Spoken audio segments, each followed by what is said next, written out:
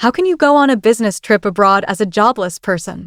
Aren't you ashamed of yourself, coming out with a barefaced lie like that? It's not a lie. I really am going overseas for work. Right, then we're divorcing a liar like you. With that, he left the room. To him, it seems I, who work from home, might as well be unemployed and lazy. I have a steady income and even contribute to our living expenses, yet he won't acknowledge that. A few days after I returned from my business trip, I found divorce papers on my desk, already signed. If he can't understand me this far, there's no point in being a couple, is there? I signed the divorce papers and headed to the state court. My name is Hannah Robinson, 29 years old. My husband's name is Jake, 30 years old. We started dating in college and got married when I was 25. We were more like best friends than lovers, always speaking our minds. It might be a good thing, but sometimes things take an unexpected turn.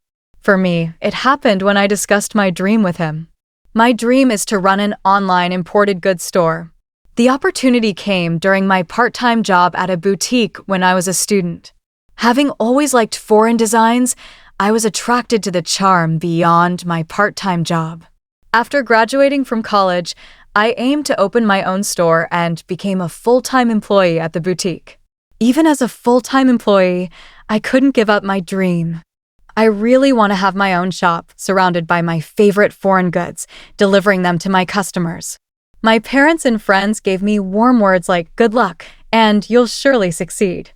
I thought Jake would definitely understand my dream and support me, so I tried to bring up the topic subtly when he returned from work. "Hey, Jake, you know I've been talking about opening my own shop for a while, right?" "Oh, not this again. It's not going to work if you do it on a whim. You should quit." "Why would you say that?" "It's not a whim. It's something I've been thinking about for a long time. Impossible is impossible. Life isn't as sweet as you think it is. There's no need to be so harsh. Why do you always negate everything from the get-go?" I raised my voice without thinking, my thoughts cavalierly dismissed. Jake gave me a scornful glance, his voice and eyes cold. "Then tell me, what's your plan if this venture of yours doesn't take off?" "Well, I don't expect it to be successful right off the bat." "And what about your income until then?" "The rent and living expenses we're splitting now, you're telling me I have to cover it all." "No, that's not what I'm thinking at all. I have some savings for the initial investment, and I'll make sure to pay the rent." "Oh, really? Then do as you please, but if it doesn't work out and you regret it, it's not my problem." Every time I brought up going independent, Jake became irritable. The reason was simple. My income would become unstable. The import shop I worked at is well situated with a wide customer base, so we get many customers. Thanks to that, my income is fairly high, nearly the same as Jake's, who works as an office worker. In fact, it might be a bit higher. That's why I've been covering meals when we go out and paying a little more for the rent. My decrease in income was something Jake simply couldn't tolerate. At first, he said things like, "Why rush things? You should take your time and prepare," in a kind tone. Now, however, he had no qualms about breaking my spirit. Even so, I didn't give up on owning my own shop, no matter how much Jake opposed. I prioritized fulfilling my dream. As a result, I overcame his opposition, and at the age of 26, I started an online boutique. In the beginning, as Jake had predicted, it was difficult to get things running smoothly. But over the years, I implemented all sorts of strategies, utilizing the nature of the online shop, outsourcing to well-known e-commerce companies, promoting on social media, and doing all I could. Thanks to these efforts, a year after going independent, I secured a steady income. From there, I expanded the customer base and product range, and now the annual sales have reached $300,000. Because Jake was so against it, I never spoke about the sales. I assumed he wouldn't be interested anyway. Of course, he never asked. Still, he never failed to remind me about the rent and living expenses. I always gave him the money he demanded without any fuss and kept work-related conversations as non-controversial as possible. But then, one day, something happened. I received this message in the DMs of my online shop. I'm a regular customer of your shop. I was wondering, in addition to the international knickknacks, could you also sell furniture? Actually, there had been numerous requests to add furniture to my offerings. However, unlike selling knickknacks, selling furniture online can be quite difficult. Furniture tends to be more expensive, and factors such as the material are important. Even though I had worked in an import shop before, there are risks involved in sourcing furniture sight unseen and selling it. So, I decided to call my old boss at the import shop to discuss the matter. Hello, is this the manager? I have something I want to discuss with you. As soon as Maggie, the manager, recognized it was me, she sounded genuinely excited. Hannah, it's been a while. If there's anything I can do to help, just let me know. Well, I've had some requests to sell furniture in my online shop. Furniture? That sounds like a challenge. So, I was thinking of checking out the actual items before selling them. How did you source your items, Maggie? I see what you're saying. I can definitely help with that. Maggie, who had connections with overseas suppliers, offered to contact one of them and arrange for them to provide furniture to my online shop. Thanks to my long-standing relationship with Maggie, the overseas supplier was happy to comply with her suggestion. I decided I would travel abroad to source the furniture. However, I couldn't just go abroad without telling my husband. So that night, I broached the subject with him. Jake, about the week after next, would it be okay if I was away for about a week? A week? Why so long? Well, you see, I might have to go abroad for work with Maggie from the shop I used to work at. Huh, abroad? If you're going to lie, at least make it believable. What? My husband pointed at me, his expression one of mockery. You're going overseas for work? You're practically unemployed. What are you even talking about? Wait a minute. You know I run an online shop, right? This trip abroad is for sourcing items for the shop. So you think I'll just believe you if you tell a work-related lie? Are you stupid? Your little amateur shop, there's only so far it can go. Think what you want, but right now our sales are decent and our customers are increasing steadily. This time, it was because of a customer's request. If you're too persistent, I won't allow you, practically a shut-in, to leave home for a whole week. With a beer in hand, my husband stomped off to the bathroom. A deep sigh escaped my lips. Why can't he try to understand? His reaction is too harsh just because he doesn't approve of my work. But I can't go abroad without his permission.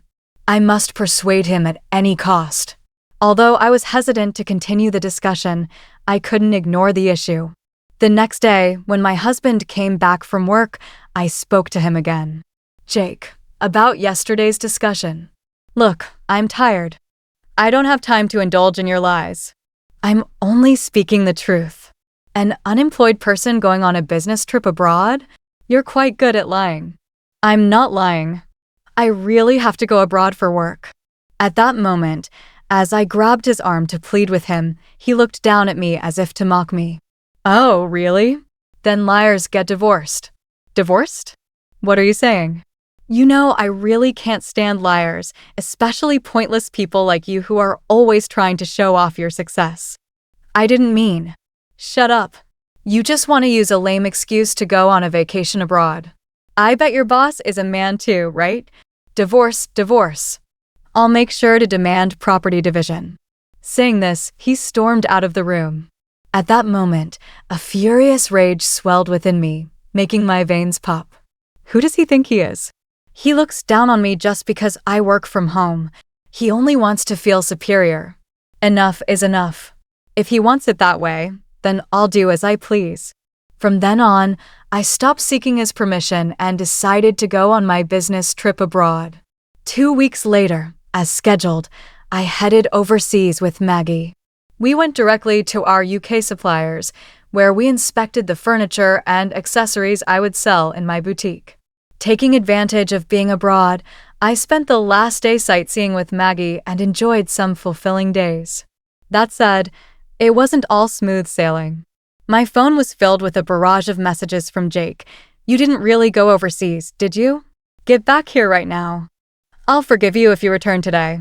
Time's up. We're getting divorced, you worthless woman. His every message filled me with irritation, but I didn't reply.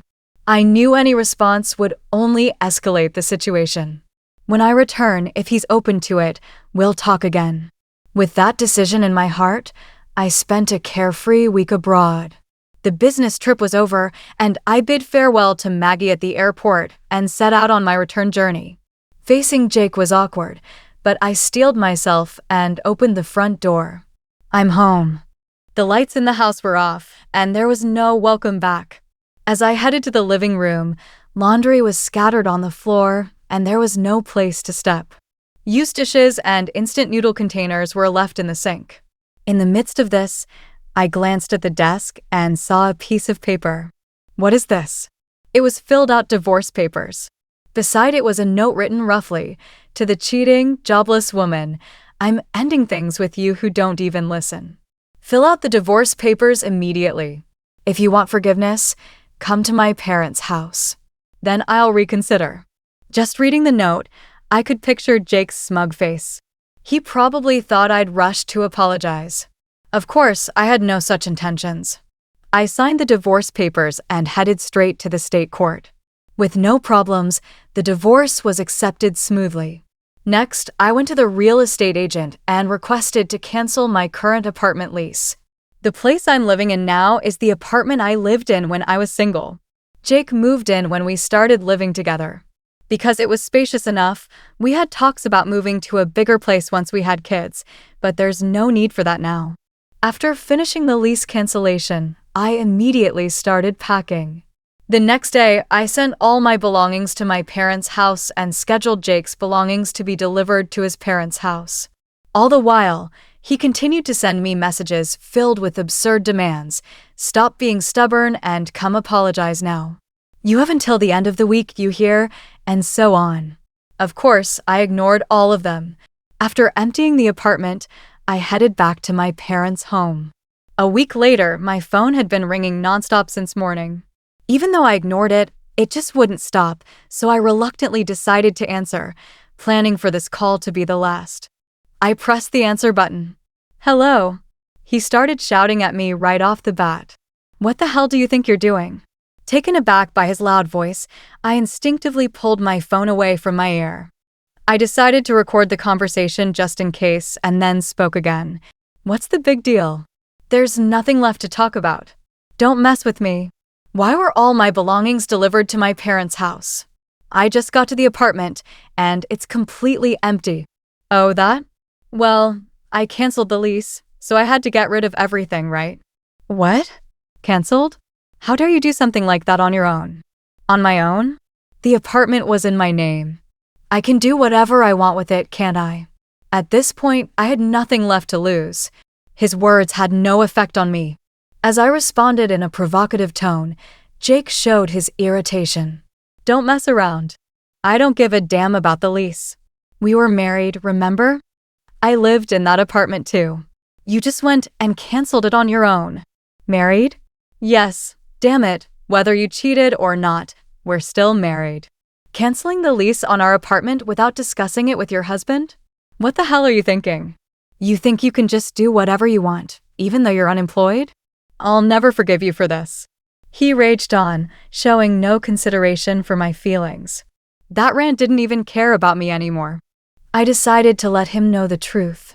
"Sorry to burst your bubble, but you're getting all fired up about not forgiving me, but we're not married anymore, okay?" "What? What are you talking about?" "I submitted the divorce papers you left behind. So, we're strangers now. Why should I continue renting a place for a stranger?" "Hold on, you're joking, right? You're basically unemployed. You'd be in trouble without me." "What? Don't make me laugh. When did I ever say that?" Caught off guard, Jake was at a loss for words over the phone. Seizing the opportunity to vent my pent-up frustration, I blurted out, "You've really looked down on me all this time. I'm not the unemployed or jobless person you think I am. I didn't cheat on you. I was traveling abroad for work to cater to my clients. If you can't believe that, that's fine. But just so you know, I'll never forgive you." "Well, wait a minute.